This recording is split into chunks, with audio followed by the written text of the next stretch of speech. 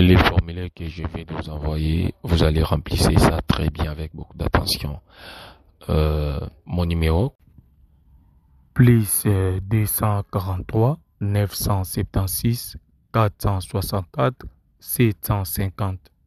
Je suis maître Eric Tambatumba. Donc, nous sommes déjà presque à la fin de toutes les procédures d'explication. Alors, la toute dernière étape, c'est ça. Donc, je vous explique très bien ici. Les formulaires d'identité, vous allez très bien remplir les questionnaires qui est dans ces formulaires d'identité que je viens de vous envoyer. Premièrement, d'abord, vous allez commencer par les noms, votre nom, poste, nom, prénom. Vous remplissez ça très bien. Et puis, deuxièmement, l'adresse, commune, ville, quartier, territoire, avenue, numéro parcelle. Si vous manquez les numéros de la parcelle ou l'avenue ou les quartiers ou la commune à l'endroit où vous vous êtes trouvé, n'écrivez rien dans ces cas. N'écrivez rien. Laissez ça seulement comme ça vide. Si dans l'endroit que vous habitez, il n'y a pas des avenues, n'écrivez pas l'avenue. S'il n'y a pas des numéros de la parcelle, n'écrivez pas les numéros de la parcelle.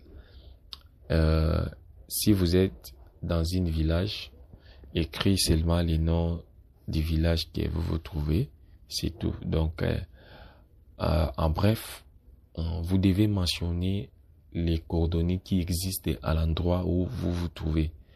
Donc, n'inventez pas des choses. Donc, il faut écrire les choses avec l'honnêteté.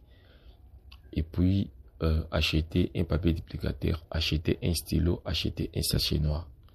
Alors, sur les papiers duplicateurs, écoutez-moi très bien. Donc, ces procédures, il faut bien les faire. Il faut vraiment très bien les faire parce que vous avez donné votre $42 pour obtenir les portefeuilles. Ce n'est pas pour blaguer. Ici, moi, je ne blague pas. Et puis, arrêtez de penser, peut-être ça peut être des escroqueries, peut-être ça peut être de l'arnaque. Non, arrêtez de penser à ce genre de choses. Donc, fais-moi confiance comme moi aussi, je vous fais confiance. Alors, revenons à notre mouton. Ici, achetez un papier duplicateur, achetez un stylo, achetez un sachet noir. Sur les papiers duplicateurs, tu vas écrire sur les papiers duplicateurs Maître Eric Itamba. Après, introduisez les papiers duplicateurs sur les sachets noirs là que vous allez acheter. Tu prends les papiers duplicateurs, tu mets ça dans les sachets noirs.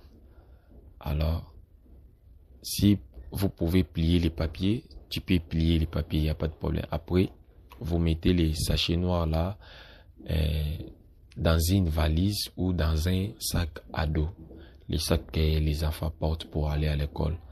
Pouvez-vous utiliser cela à la place de la valise? Si vous n'avez pas de la valise, vous pouvez utiliser les sacs à dos. Au cas où que vous n'avez pas de la valise ou d'un sac à dos, vous pouvez utiliser n'importe quel outil, les mallettes et tout. Après, si vous avez terminé cette étape-là, vous déposez cela tout.